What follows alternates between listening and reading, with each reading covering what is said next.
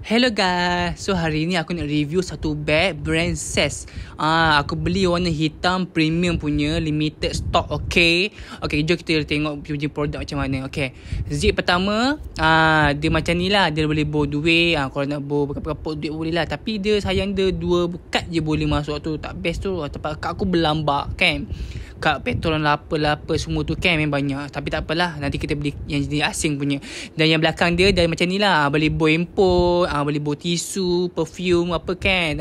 Okay, tapi jangan banyak-banyak, dia tak muat. Okay, limit stok 10 ni kan. Aku pakai yang jenis beg besar macam ni.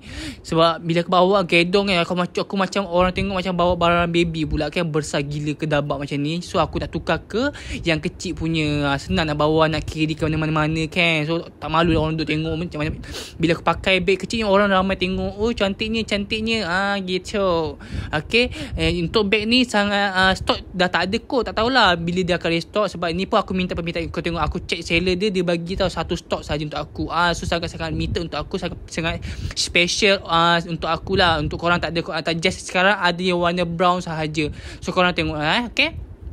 Nampak ni aku pakai brand yang ni. Cantik. Kalau sebelum ni aku kan pakai jenis besar kan. So kalau korang tengoklah ada warna brown je. Okay, bye.